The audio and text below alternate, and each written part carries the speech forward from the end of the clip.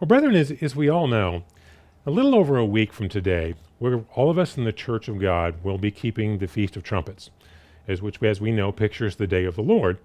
And as a result, a lot of us, in the Church of God, probably most of us this time of year, tend to have our thoughts or, the things that we're studying or looking at or thinking about to be, the events of the end time. What all the prophecies are going to be for foretelling for us, and how these events will come about. And we're really thinking about how all this will play out here in the future as this time of year, as we know, the holy days picture all of this. Well, what we're going to do today is kind of look at this subject as well. But we're going to specifically look at a phrase that's used to describe, the time of the end, that is used in both the Old and New Testaments to refer to not only the day of the Lord, but the time of the end leading up to the day of the Lord. And that phrase is the time of the Gentiles. And what we're going to do is look at this particular phrase to understand what it means, and look at how some of these events are probably going to come about here. So if you'd like a title for this sermon, it's the time of the Gentiles. Again, the time of the Gentiles.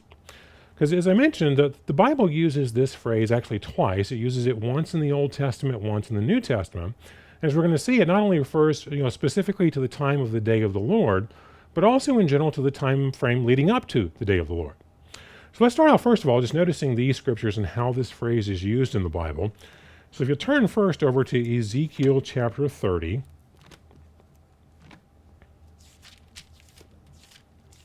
Again, Ezekiel chapter 30. And we're going to start reading in verse 1. It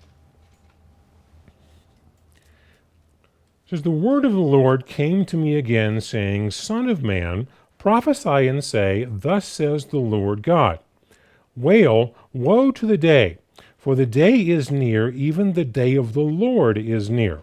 It will be a day of clouds, the time of the Gentiles." Now notice it's describing this as the time of the Gentiles, the time when the Gentiles are significant. They're the major players in the world. And notice, as we're going to see here in a moment, in the New Testament it uses this phrase as well, but it's not just specifically to the day of the Lord. It's the time of the end leading up to the day of the Lord is described with this term as well. So let's turn over to Luke chapter 21. We'll notice here when Christ is giving the Olivet prophecy, he makes a very similar statement here. It's Luke 21 and verse 20. "But when you see Jerusalem surrounded by armies, then know that its desolation is near. Then let those in Judea flee to the mountains, and let those who are in the midst of her depart, and let not those who are in the country enter her. For these are the days of vengeance, that all which are written may be fulfilled. But woe to those who are pregnant, and to those who are nursing babies in those days. For there will be great distress in the land, and wrath upon this people. And they will fall by the edge of the sword, and be led away captive into all nations. And Jerusalem will be trampled by Gentiles, until the times of the Gentiles are fulfilled." Notice here we're talking about end-time events that are really prior to the day of the Lord, leading up to this time frame. But again, we're describing it with the phrase "time of the Gentiles." Now we need to stop and kind of understand this phrase to realize what all this is getting at.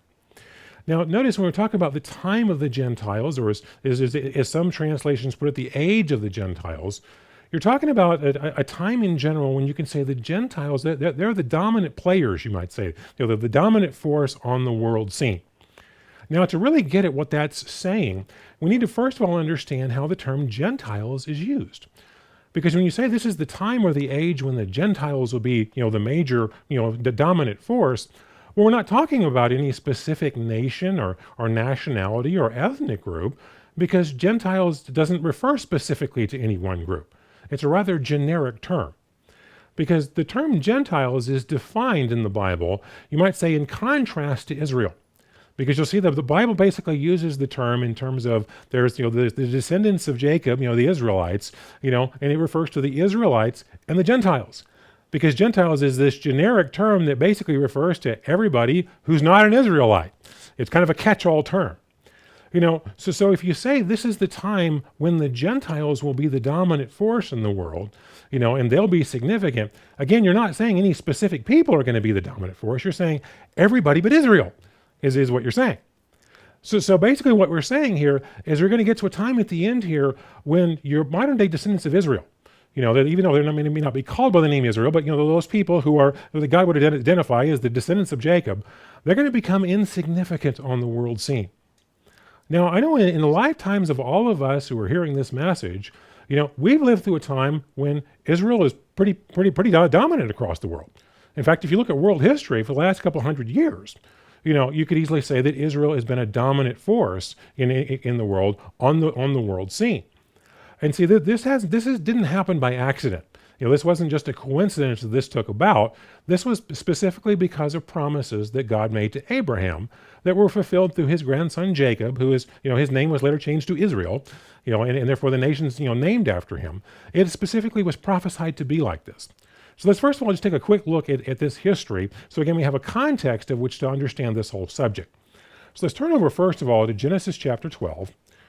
And we'll just briefly look at these promises that were made to Abraham and see how this resulted in Israel having this dominant status, across, again, the entire world and on the world scene, you might say. So Genesis chapter 12, that's where we're going to start.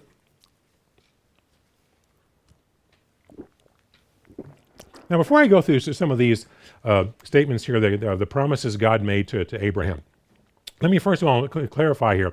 I'm sure we're all familiar with the fact that as we read through these scriptures, there are not only physical promises, but spiritual promises that are contained in all of this as well.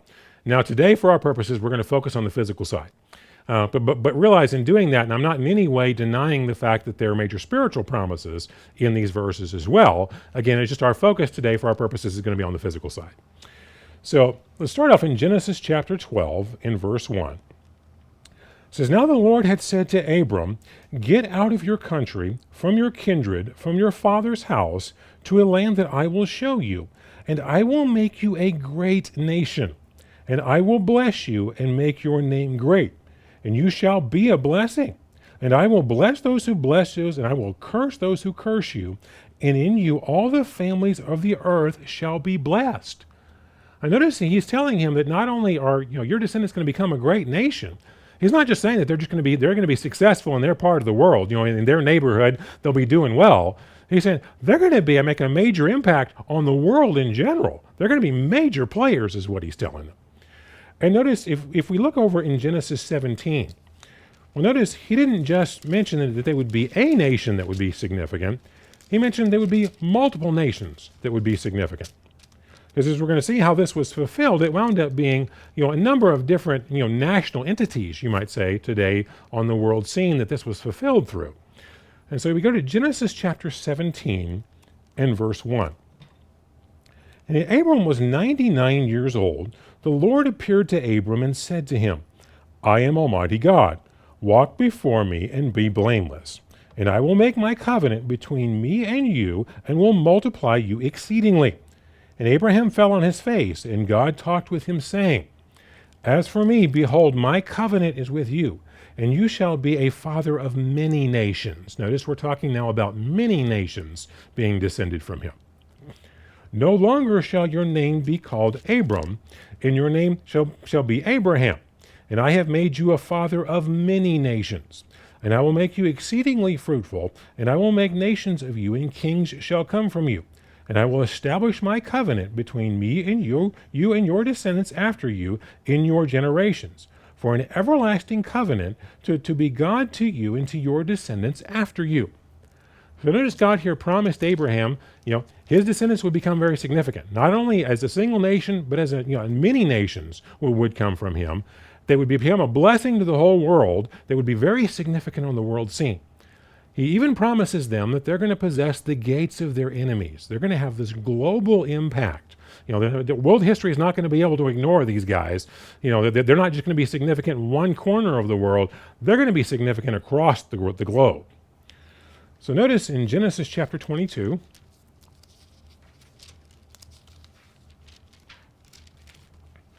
this is Genesis chapter 22 in verse 15. Now we're breaking into a context here where, God basically gave Abraham the trial of sacrificing Isaac. And we're kind of picking up at the end of this story here, but just for our purposes, we're going to start in verse 15. It says that then the angel of the Lord called to Abraham a second time out of heaven. And he said, by myself I have sworn, says the Lord, because you have done this thing and have not withheld your son, your only son. In blessing I will bless you, and in multiplying I will multiply your descendants as the stars of the heaven and as the sand which is on the seashore. And your descendants shall possess the gates of their enemies. And in your seed all the nations of the earth shall be blessed, because you have obeyed my voice. I notice once again he's telling him, your descendants, they're going to become, as numerous as the sand on the seashore, as the stars in heaven. They'll become a multitude of nations, and they will possess the gates of their enemy. The whole world will be blessed through them. So you can see it was no accident that Israel became very significant on the world scene in general, because again, the promises weren't just that they'll be a prosperous, country and they're part of the world and they'll be successful. No, they're going to have a global impact, is what he's saying here. Well, this is exactly what happened. Because as you know, the nation of Israel, the descendants of Jacob, did become, a nation and did inherit the promised land, over in the Middle East. But again, these promises of this global significance of the impact that they would have didn't really happen during that time. They were significant in their part of the world, but the other side of the planet wouldn't have known about them. That they weren't significant in that regard. But this did get fulfilled over time. And again, I'm just going to summarize some of the basic history here, because I'm sure most of you are relatively familiar with this. But just to review the basics here, as you know, there was a point where Israel winds up disobeying God, which was a common theme throughout their history, and they wind up going into captivity. Well, as they come out of that captivity, they wind up migrating north, primarily to what we would call today Western Europe. And they wound up establishing a number of different nations here. As we know, there are numerous nations there that we can go through and identify as the modern-day descendants of Israel. Not only did they become successful nations, you might say, in their part of the world and then in that part of the globe, they wound up having a massive impact on the entire planet, just like it was prophesied. Because beginning around the 1500s, those nations in Europe began colonizing other parts of the planet. And over the next several hundred years, if you look at a world map, they literally colonized the majority of the rest of the planet. I mean, literally, it is that significant. Because if you look at the colonization that happened out of Europe, if you look at the Americas, from Argentina all the way up to Canada, every bit of that got colonized. If you look at the continent of Africa, they basically carved that up, with, again, a handful of different European nations taking different sections of it, but they colonized pretty much the whole continent. India got colonized as well. Australia and New Zealand and the Philippines and various islands all across the world. Again, you look at a globe, at a world map, and see what these areas are, you're literally talking about the majority of the planet that at one time or another got colonized by these Israelite descended nations. Well, even as the colonial period ends, and all of this kind of recedes, because you go from the British Empire being so large, it says the sun never set on it. It was literally that large that they had so many spots around the globe that it was always daylight. Well, even as this begins to recede, and the colonial period really ends, the United States becomes the superpower across the world. And this is, the 20th century is a major, story of the U.S. being a superpower across the world. And even though there wasn't the same type of colonization across the world, even today we have military bases all over the world, in numerous foreign countries. So you can see this massive major impact, that we've had. So as you can see, what's going to happen here between now and the end is obviously some major changes. Because even today, when you look at the prominence the Israelite nations once held, I think we've declined, quite a bit in that regard. We're not the strong nations that we once were. But no one would look at the world scene today and say, the United States is insignificant. They're just not a major player at all. Nobody would really say that today, currently, of your Israelite descended nations. Obviously, prophecy tells us we're going to get to the point where that is the case. Now we have to ask the question, how exactly does that come about? Now, growing up as a kid in the church since birth, there's a common scenario I've heard, probably the most common scenario I've heard speculated as to how this transition would take place, is what you might characterize as a more or less a sudden military invasion. Kind of the idea that your Israelite nations are still at some level of prominence, and the beast power does a military invasion. It kind of quickly transitions from one to the other. Personally, I don't think that's exactly how this plays out, because even look at the world scene today. The United States again is not the powerful nation it used to be, where we're very much on decline in many ways, but we still have a very powerful military. I doubt any nation in the world today could try to do a military takeover of us and not get themselves destroyed in the process. So it's not going to be that type of a scenario. However, I think there's another way that this could come about that is actually directly indicated in Scripture, that God warned Israel about when he told them of the blessings and cursings that they would receive, all the blessings they would receive for obedience, all the curses they would receive for disobedience. I think it gives us a path that this is very likely to come about and happen, of how this will be fulfilled. So turn over to Deuteronomy chapter 28. And we can look at a warning here that God gave them through Moses that I think gives us a good idea how this is likely to happen. If it's not the way it happens, I'm sure it's a major portion of how this transition happens. Now look in Deuteronomy chapter 28 in verse 43. It says, "The alien who is among you shall rise higher and higher above you, and you shall come down lower and lower. He shall lend to you, but you shall not lend to him. He shall be the head, and you shall be the tail." I notice that it says the alien who is among you.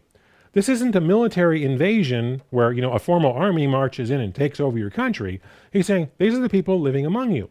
And this transition of power takes place where, the alien becomes the strong one and the Israelite becomes the tail. He becomes the weaker, insignificant one. So now to look at how this is going to come about, I think today we have what I'm going to call a perfect storm brewing of three different major factors that are happening now, have been happening for a while, and if you just project forward a few more decades, I think we can see very clearly this coming about in literally every major Israelite nation today, because the trends we're going to talk about here translate pretty much across the board. It's a perfect storm of three major factors: falling birth rates, rising immigration, and multiculturalism. Because if you see these factors as I explain it, this is kind of coming together as a perfect storm. It'll take a few decades for this transition to take place, but this is going to wind up making a massive switch, and I can clearly demonstrate this for you today. Now, first of all, to understand how this is, how all this plays together, you first need to get a general picture of birth rates, how they're measured, and the significance they have upon a population, because this is very important to understand.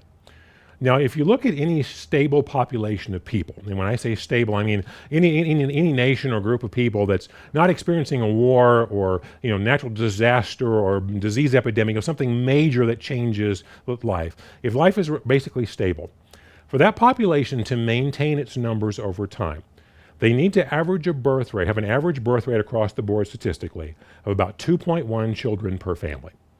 Because if you look at any large group of people, in a large number of families, you're going to see people have different numbers of children. You have, so some couples will have a large family. They'll have, 3, 4, 5 or more children. You'll have other couples that maybe have 2 or 3 kids. Some couples may have 1 child, some may not have any. But if you're looking at a population in general, and you're kind of statistically averaging it all together, they've got to average about 2.1 children, as a general statistical average, just for that population to maintain its numbers over time. Now, the reason I say 2.1, as you can imagine, you've got a mom and a dad involved. So if you have, if they have 2 kids, obviously that's replacements for themselves. But, statistically speaking, over time, just through accidents, illnesses, other circumstances of life, some number of those children are not going to live into adulthood, to continue on the population. So you got to have a little bit more than 2. So if you have like 2.1, again, that's enough to kind of maintain those numbers over time. Now we need to get a picture of how this affects if you kind of go above or below this. Because see, if you're at 2.1, again, that's just replacement rates that over time, that your population will remain stable as people get old and die off, and younger people are born, and as time moves on, they'll stay consistent. Now, the higher your average birth rate numbers go above 2.1, the faster, the more your population is going to grow over time. The more you drop below this, the more your population is going to decline over time. It's also important to understand how major of a factor this can have if you go significantly below 2.1 and you stay there, for a consistent period of time. Because you set forces in motion you simply can't undo easily or quickly. It's just not possible. Because think of it like this, and I'm just going to do this for easy numbers. Again, we know replacement rates are 2.1, but just imagine that you have a generation of any given population, and they average about just one child, per couple across the board. Well, think about that. Your younger generation is now literally half the size of your older generation. And if that younger generation doesn't, again, pick up at least above 2.1, if they continue to be lower than 2.1 in their children, your population over time is continuing to significantly shrink. And again, you can't intervene in the middle of this and change this. Again, just to do an easy demonstration, imagine that you have a population and in this year they have 1 million babies. Well, project forward. 20 years from now, when it's time for that, those babies to be adults and to enter the workforce and start having their own kids, you're going to have a maximum of 1 million of them, assuming you didn't lose any of them in that 20 years. You can't, somewhere along the process here, decide, no, we're really going to need 2 million people in the workforce here and somehow boost this. It's not going to happen. That's not possible. So you get forces in motion here you can't undo. So with an understanding of the basics of that, now let's look at how this subject is going to affect this whole time of the Gentiles concept that we're talking about here, and the decline of Israel. Now, as I mentioned earlier, as we all know, the primary kind of launching point, you might say, for the Israelite descended peoples is Western Europe. That's where they migrated to. That's where a lot of the nations started, and they colonized out from there. Now, if you look at Western Europe as an example, it's probably one of the most obvious examples of the concept that I'm about to lay out here for you. Now, if you look at this subject, as we all know, throughout Western Europe, there's a variety of different national, nations there that are descended from Israel. And for ease of demonstration purposes here, I'm going to kind of average them together and think, and speak of them as a group rather than individually, because we get bogged down in lots of statistics if we do this individually. But now, if you look at them kind of as a collective in Western Europe, the average birth rates today among your native Europeans, those we typically say are, more of your, descended from Israel people, the average birth rates there are about 1.5 to 1.6. And that's been true for some time. They're significantly below replacement rates. And again, this is across the board. Now, as you can imagine, this affects a population, particularly if you're looking at a population like Europe. And the reason I say that is because many of these nations here have major welfare programs of how they structure their nations. Well, to support something like that, you've got to have a large younger population who are working and being taxed to fund all of this, because as your population ages and you have a larger portion that are older, you start getting the financial part of this upside down. Not only your workforce. Well, a lot of the nations in Europe over the recent years and recent decades have seen this issue coming, and one of the ways they've tried to deal with it is immigration. They've started trying to encourage lots of immigration into the nations to bring in, again, younger people. Now, over the last, decade in particular, you've probably seen some of this on the news, because literally in 2015, the floodgates just opened of people pouring into Europe. Now, where they're coming from primarily is the Middle East and North Africa. And you're having massive amounts of population that are coming in to Europe. And they're flooding on a daily basis. This is a regular thing there if you research the subject. Not only are you having this growing population coming in, if you look at the birth rates that are among these group of migrants coming in, they're typically averaging 3 to 4 children per family. So you can see not only is it the population of those who are pouring in, over time, their populations are rapidly growing while your native Israelite populations are shrinking. This starts to switch over time. See, not only are you getting then where over time, and I'm going to show you in a minute here some quotes showing real statistics that this is what's happening, that your Israelite people are becoming minorities in their own nations, is basically what's happening. But you've also got cultural issues here. Realize that the significance of how your Israelite nations became the prominent nations that they are today on the world scene isn't just because God supernaturally intervened numerous times and won things in their favor. That certainly happened, and history is full of those kind of stories. But one of the reasons why these cultures have been more successful is, again, because of cultural values, that had its connection with what we call Judeo-Christian values, basic principles based upon the Bible. Now, if you're bringing in large amounts of people from, Asia, from the Middle East and North Africa, these are primarily Muslim areas, where you have a totally different value system, a totally different religion, a way of life that is quite frankly not compatible with the way of life of Western Europe, and it's quite frankly hostile oftentimes to the values there. Well, you change all the values and the way of life of people, it's not rocket science to see what's going to happen. If you continue to do the same thing over and over again, you get the same results. If you flood Europe with people from a culture of North Africa in the Middle East, and they bring those cultural values, those practices and such, and function them there, you're going to get the same results that they had in their same countries. And it winds up tearing this apart, as far as your structure of a nation.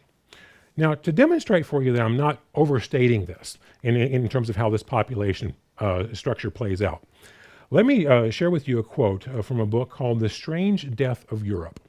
It's by Douglas Murray, and this is from page 11 and 12, his first quote. It says, quote, "In 2002, the latest census for England and Wales was published. Compiled the previous year, it showed the extent to which the country had changed in the decade since the last census was taken. Imagine somebody then, in 2002, deciding to extrapolate on the findings of that census and speculating on what the next 10 years might bring.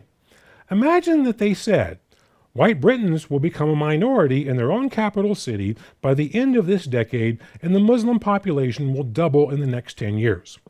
How would such statements have been greeted? The terms alarmist and scaremongering would certainly have been used, as most likely would racist, and although the coinage was then in its infancy, the word Islamophobe. Safe to say such extrapolations of the data would not have been greeted warmly. Yet however abused, anybody offering such analysis in 2002 would have been proved wholly and utterly right.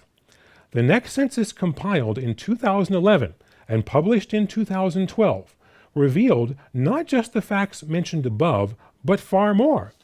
It proved that the number of people living in England and Wales who had been born overseas has risen by nearly 3 million in the previous decade alone.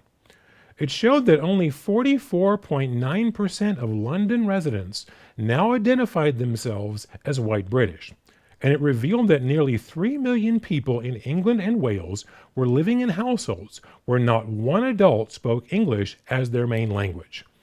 I notice this has already happened in London, where now you might say your descendants of Israel, of Ephraim, are now the minority of the population in the capital city. But this is not just happening in one city. This is a general trend. It's going to take a little longer for this to happen to the entire nation, but it's actively happening to the entire nation. Now, continuing on from the same book, this is also again from The Strange Death of Europe by Douglas Murray, but this quote is from page 33 and 34. In the years since the 2011 census, the number of migrants into Britain has continued to soar, and the gap between the official figures and actual figures continues to vary hugely.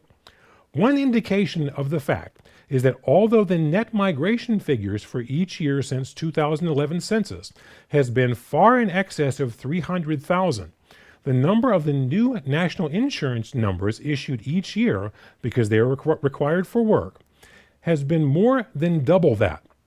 The rising population of the United Kingdom is now almost entirely due to immigration and to higher birth rates among immigrants.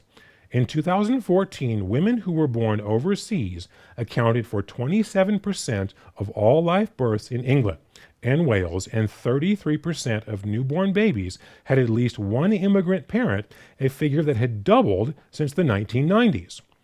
on current population trends, without any further rise in the number of immigrants, the most modest estimate by the ONS of the future British population is that it will rise from its current level of 65 million to 70 million within a decade, 77 million by 2050, and to more than 80 million by 2060.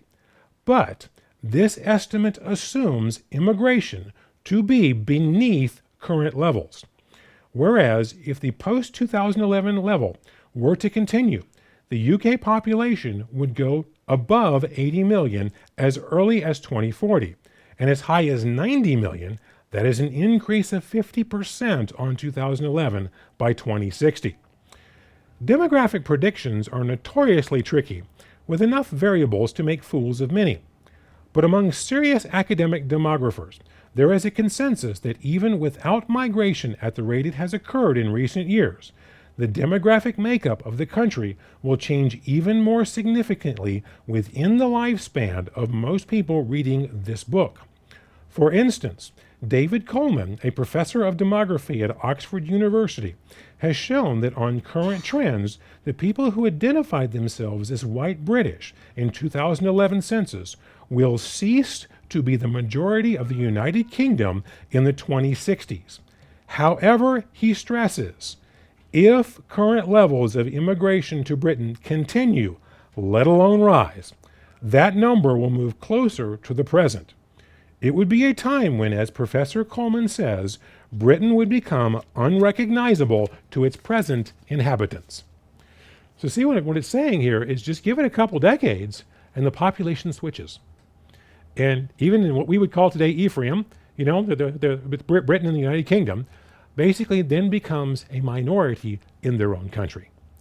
And again, I'm giving you examples specifically of Britain, and again, for demonstration purposes.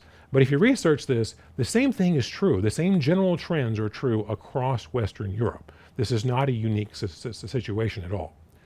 But you see, this has created a lot of challenges for them. Because not only do you have this demographic switch, and again, your native Israelites becoming minorities in their own country, think about this also from a cultural perspective. Because if you look specifically at Europe, as I mentioned before, the majority of where the people are coming from that are pouring in as immigrants is from the Middle East and North Africa. So as a result of this, you're getting a massive amount of a Muslim population moving in to all of Europe. Now again, their whole religion, cultural values, view of life is very different from the culture of, typically of Europe, what has been historically Western civilization. This has created a number of issues. If you research this subject, the crime problems in Europe have skyrocketed, particularly the crime of rape. Today, Sweden is oftentimes referred to as the rape capital of the Western world. This is because, again, of what a huge migrant population they have brought in. Because think about this, if you're bringing in a huge amount of people whose religious and cultural viewpoint is that anyone who is a non-Muslim is an infidel, and raping infidel women, that's okay, considered okay. It's not a surprise you've got massive gang rape problems across Europe. And again, this is true across a lot of the Western nations there. If you just do the research on this, it has skyrocketed. I'm sure you've noticed over the past decade the great increase of terrorist attacks that have happened in Europe. This is the same thing that's happening. Even more concerning, you've probably heard the term no-go zones. These are areas, again, all across Europe that are developing now, where what's happened is basically the population of Muslims moving in have basically dominated either an area of a town or in some cases an entire town. And they literally set up areas where they're governing themselves with their own Sharia courts, and basically setting up their own law, their own systems. They're within a European country, ignoring the system and the laws of the country that they're actually in. And they're oftentimes referred to as no-go zones because the local officials consider it unsafe for them to even go into these areas. What you're basically talking about is conquered territory. I mean, just call it what it is. I mean, yes, an army didn't walk in, with tanks and machine guns and helicopters and take the area and put up a flag. But if you've got an area that's basically walled itself off, the local authorities over that nation are afraid to go in there they're governing themselves over their own courts and their own laws and doing their own way. You're talking about conquered territory in your own nation. That's the reality of what has taken place.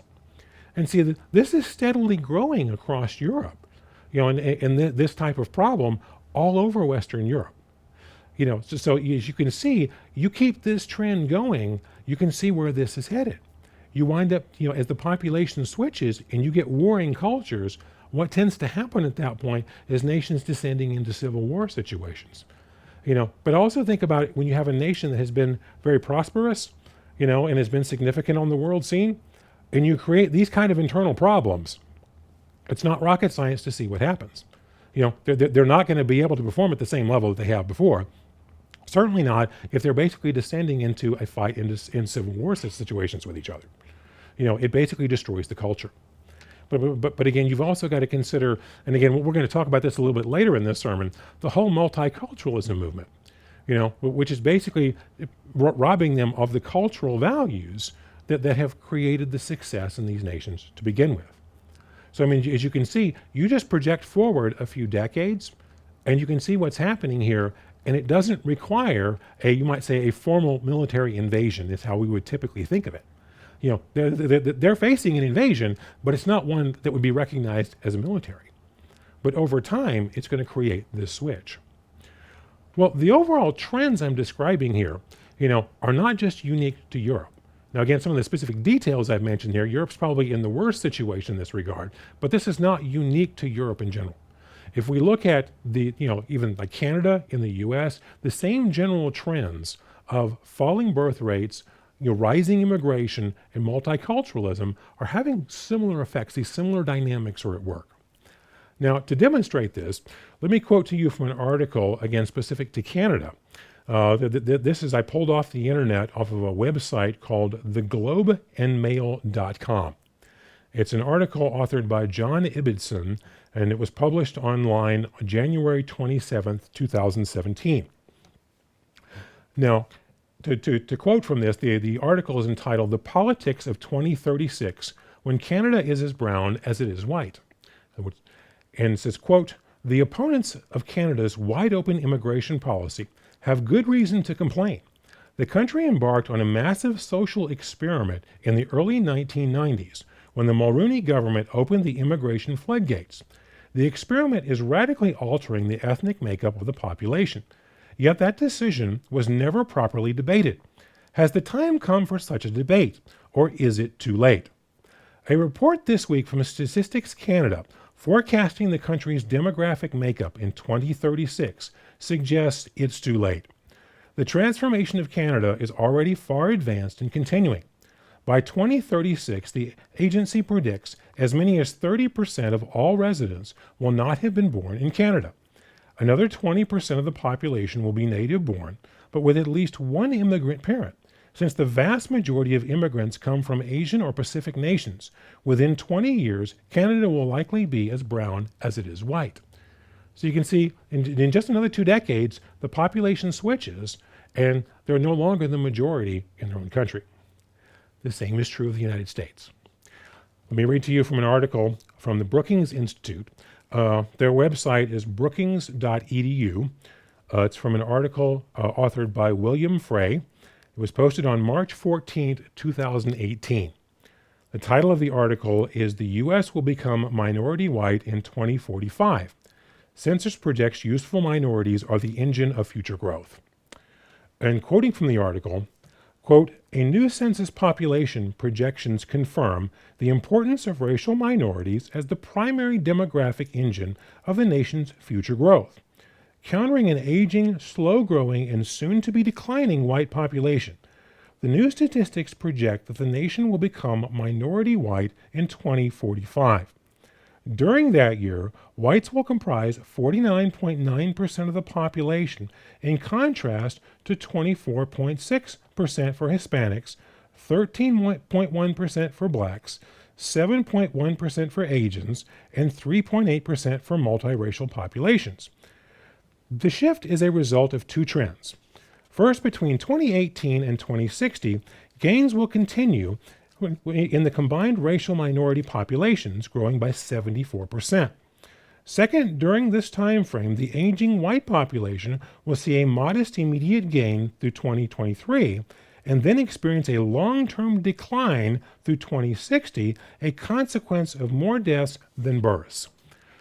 Now notice, as I mentioned that, he says a decline of more deaths than births and an aging population.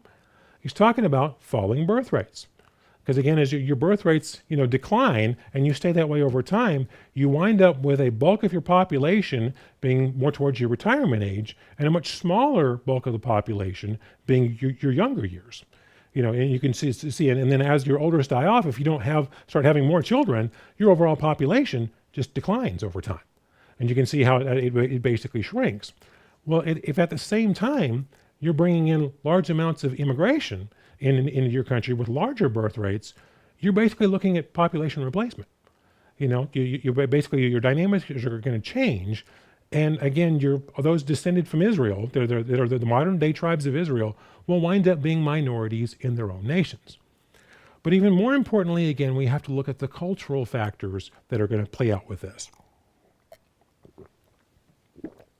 As I mentioned before, it's not just a matter of what nationalities or you might say skin colors or things of that nature that we're talking about, because one of the major factors here that made these nations prominent and successful on the world scene wasn't just God, reaching down and intervening in certain situations to win it in their favor.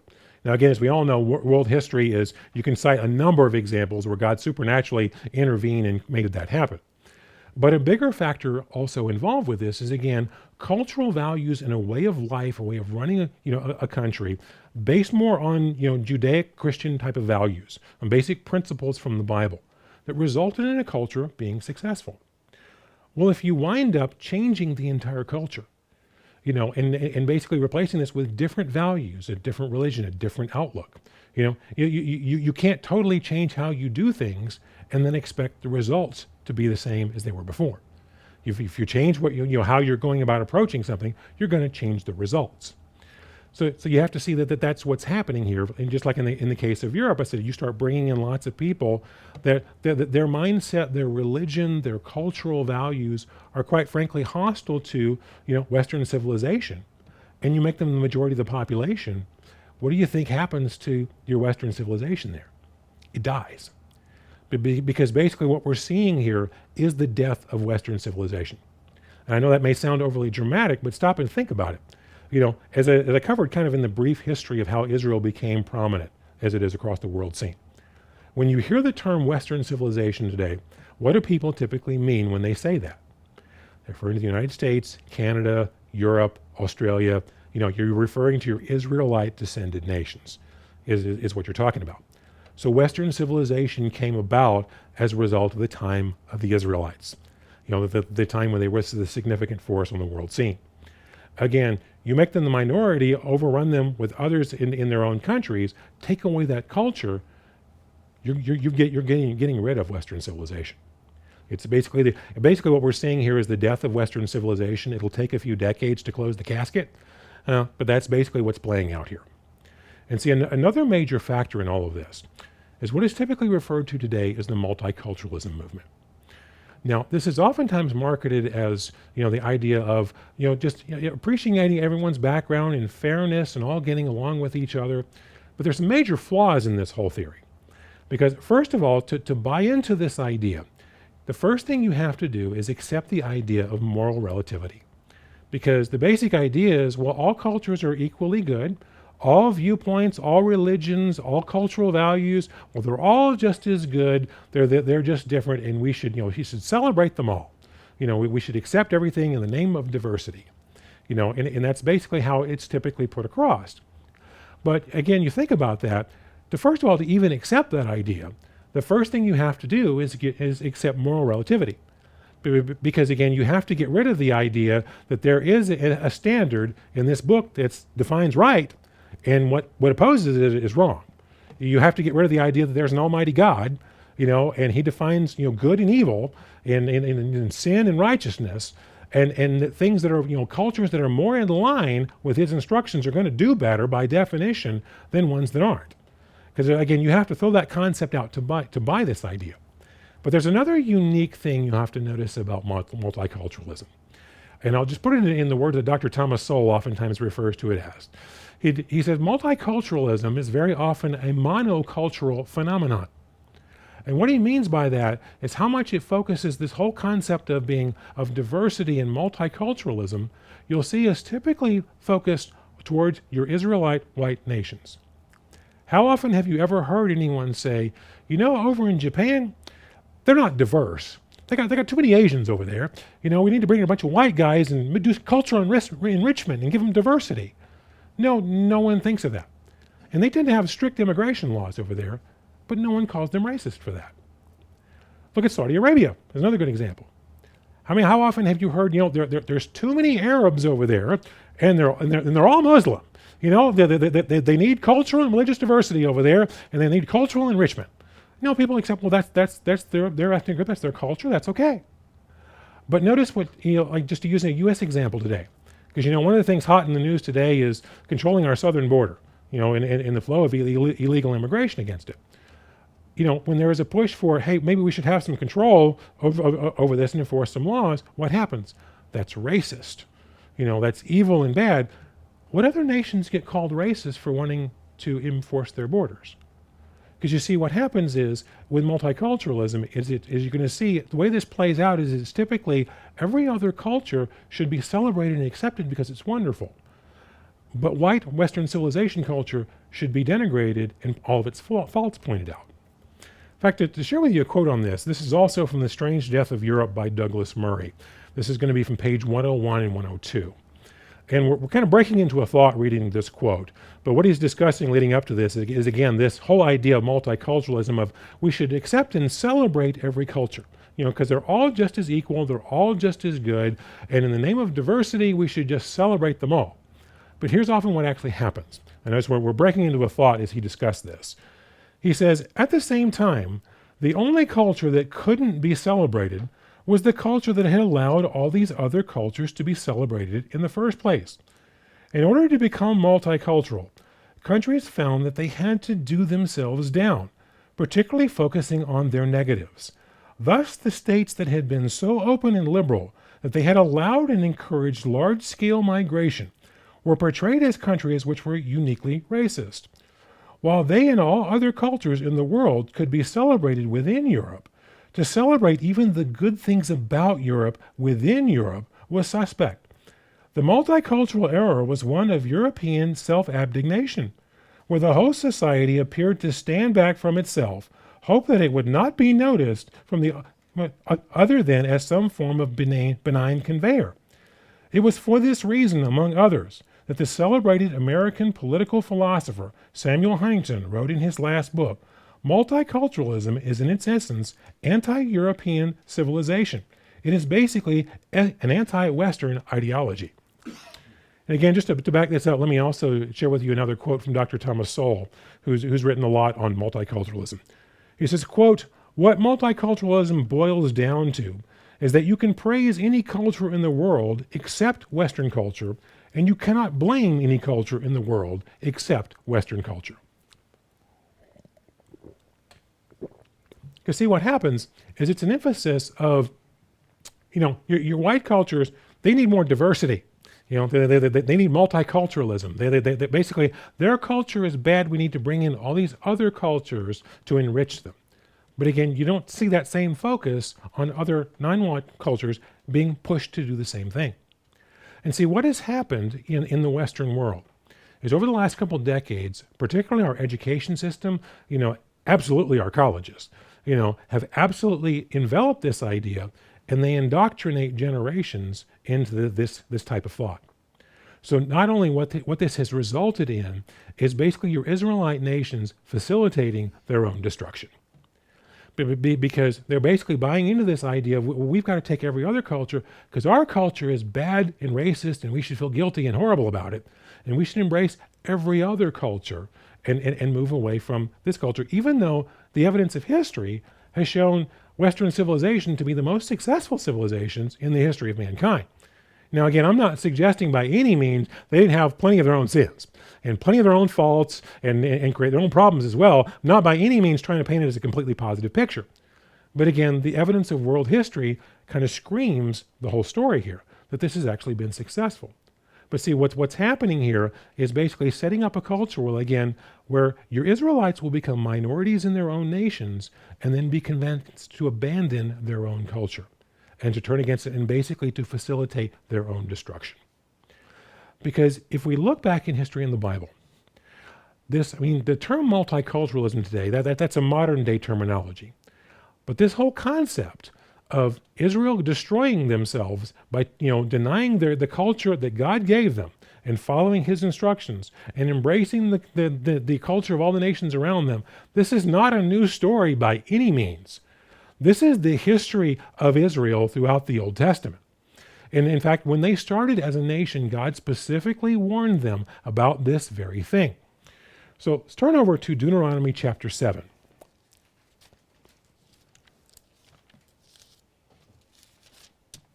So Deuteronomy chapter 7, and we're going to start in verse 1. But notice here, again, from the very beginning, God warning them through Moses against this very thing.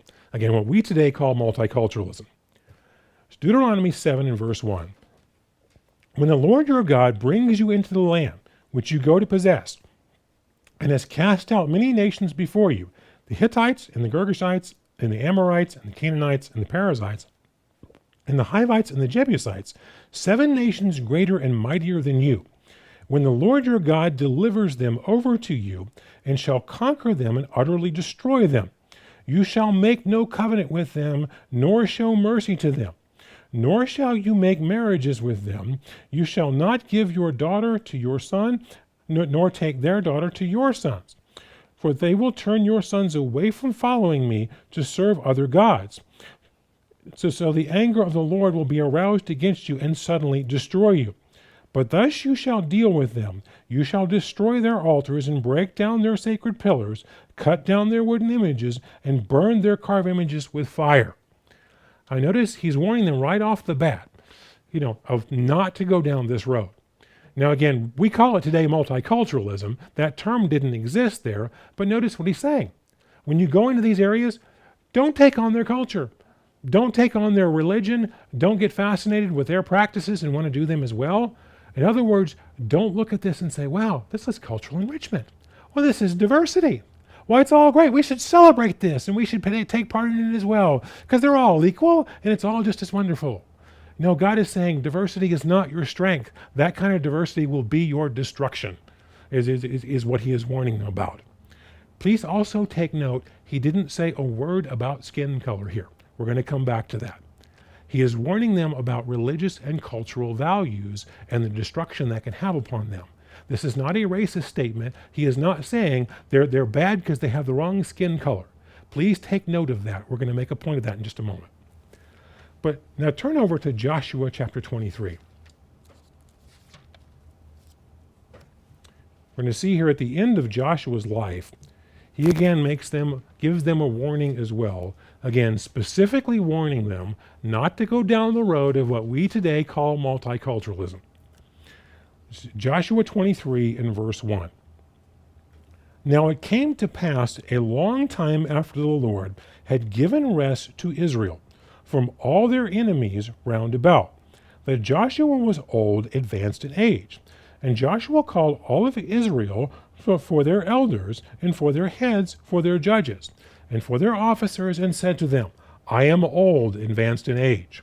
You have seen all that the Lord your God has done to all these nations because of you, for the Lord your God is he who has fought for you. See, I have divided to you by lot these nations that remain to be an inheritance for your tribes from the Jordan, with all the nations that I have cut off, and as far as the great sea westward. And the Lord your God will expel them from before you and drive them out of your sight. So you shall possess their land as the Lord your God has promised you.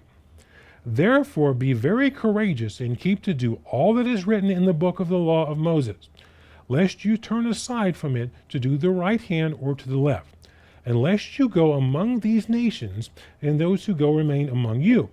And you shall not make mention of the name of their gods, nor cause any one to swear by them. You shall not serve them, nor bow down to them. But you shall hold fast to the Lord your God, and you have done to this day.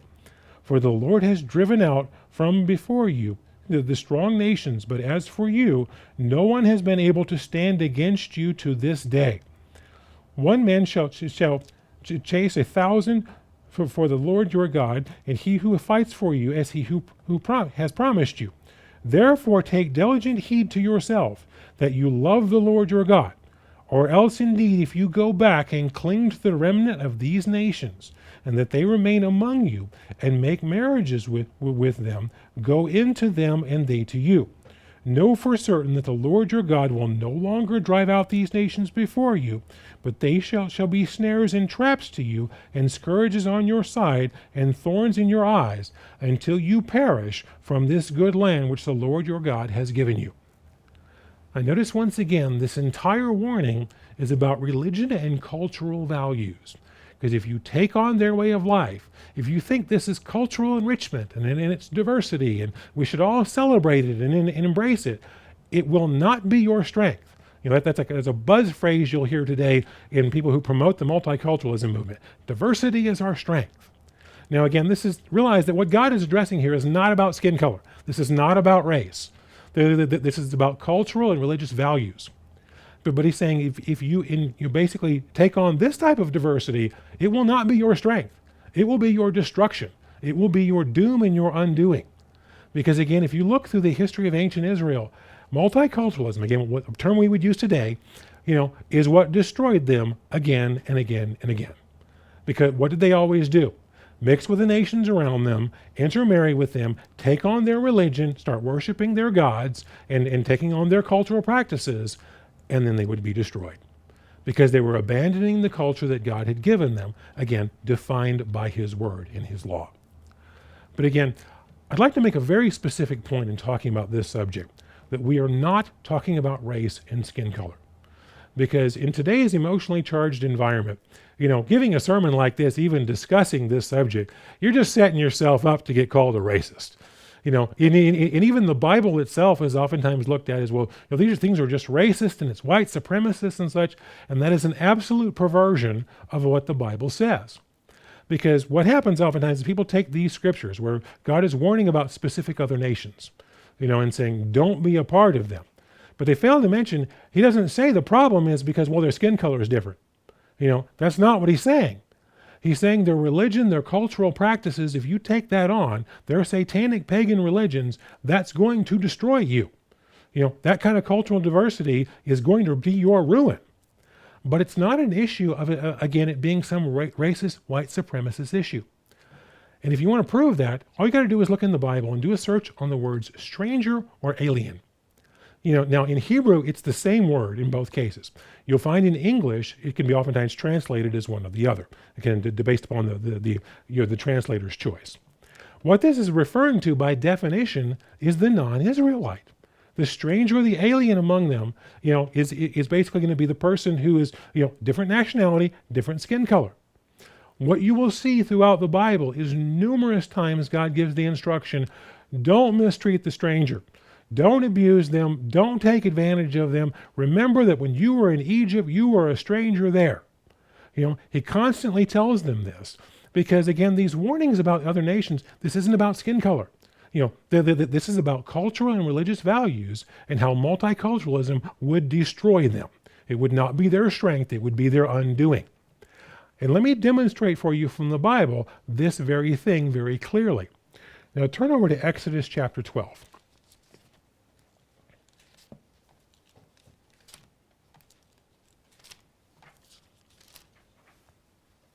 It's Exodus chapter 12. We're going to start in verse 43.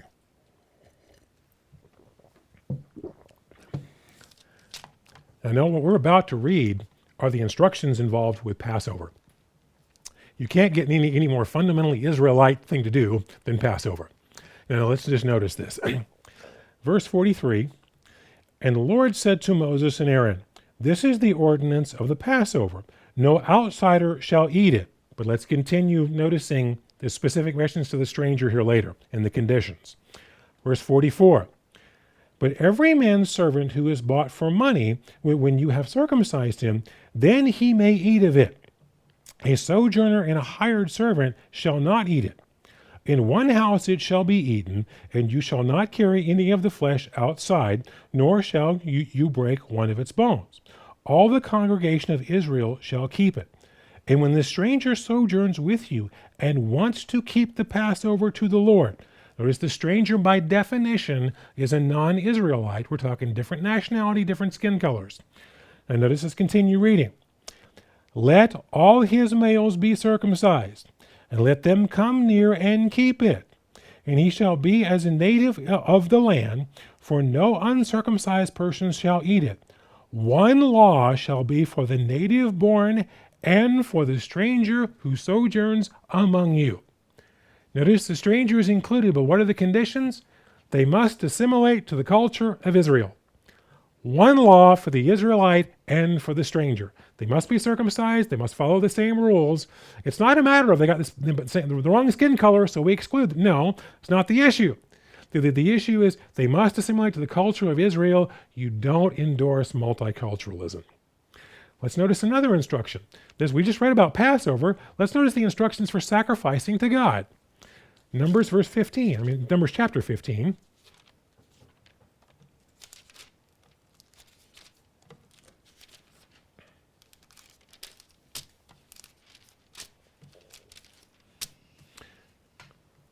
Numbers 15, verse 13.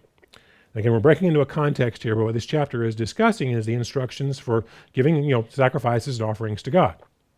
Verse 13. All who are native born shall do these things in this manner, in presenting an offering made by fire, a sweet aroma to the Lord. And if a stranger sojourns with you, again, notice your definition of stranger. This is your non-Israelite we're talking about here.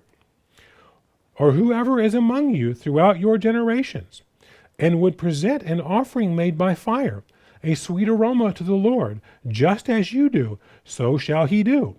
One ordinance shall be for you of the congregation and for the stranger who sojourns with you, an ordinance forever throughout your generations, as you are, so shall the stranger before the Lord.